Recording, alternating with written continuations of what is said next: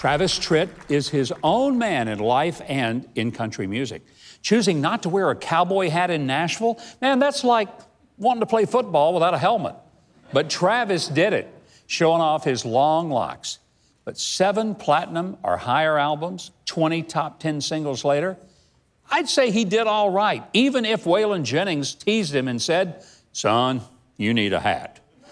Well, Travis Tritt dropped by our studio to talk about his great career and how things got started for him all the way back in Marietta, Georgia. Travis, you grew up in Marietta, Georgia.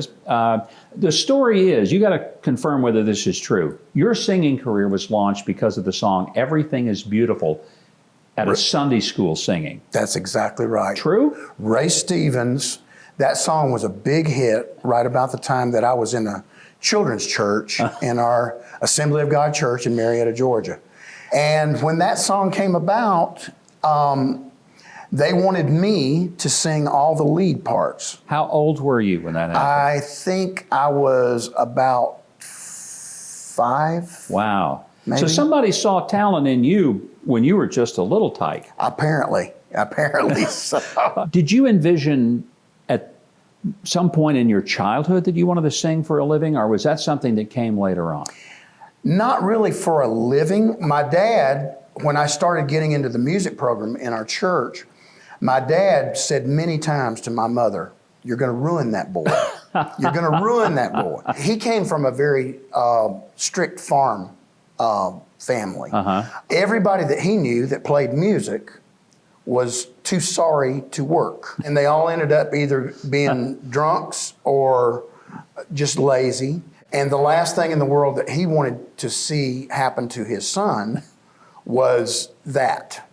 So he tried to discourage my mother from allowing me to sing or get involved in music. I'm so glad he was unsuccessful in convincing your mother, because we would have missed some of the great country music of all time. Well, thank you. That you continue to make. 30 years is a long time in this business. Most people don't last that long. To be able to look back now over the last 30 years and realize that it has been a tremendous career. There was a unique class of artists who broke out in '89. Garth Brooks, Clint Black, Alan Jackson, and Travis Tritt. Was there something about the music that you were doing, or something about the manner in which you conducted it, even from a business standpoint, that gave you the ability to last when other people had a 2-year career, never heard of them again?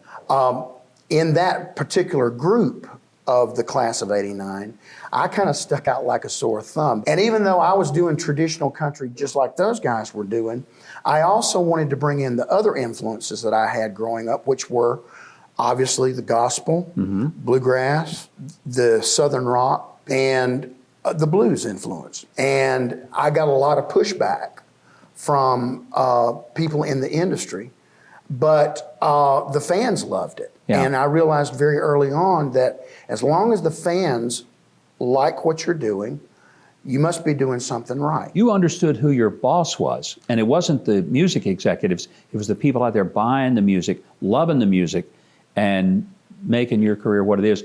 I can't end this without talking about one of the most, I think, remarkable, maybe legacies that you're going to have for the rest of your life and beyond. You brought the Eagles back together, 1993. How in the world did Travis Tritt get the Eagles to speak to each other again after many years of hating each other by their own testimony? Well, I was part of a album that was a tribute to the Eagles. I got a call one day from their management office, and they said, "We want yours to be the first single to promote the album. We also want to do a video for it. Do you have any idea of what you would like to do for a video?" And off the top of my head, I said, "Yeah, why don't we get the Eagles back together?" And there was dead silence on the other end of the phone. I'm sure there was. Dead silence. And somebody said, "Well, we don't know if we could ever make that happen." And I said, "Well, you know, I come from a long line of if you don't ask, you don't get. And what does it hurt to at least ask?" And we got in touch with Don Henley, and Don Henley said, "If Glenn Fry will do it, I'll do it." And Glenn Fry said, "If Don will do it, I'll do it." So we knew if we could get those two, we could probably get the whole group back together. You know, I've never tried to take any credit for making that happen. I just wanted to do a cool video. Well, you did a little more than that. You brought the Eagles back together. They've only made $1 gazillion in their resurrected career. I think they owe you a cut of that, Travis. You should get a lawyer and go after those guys. They owe you big time. What a great story.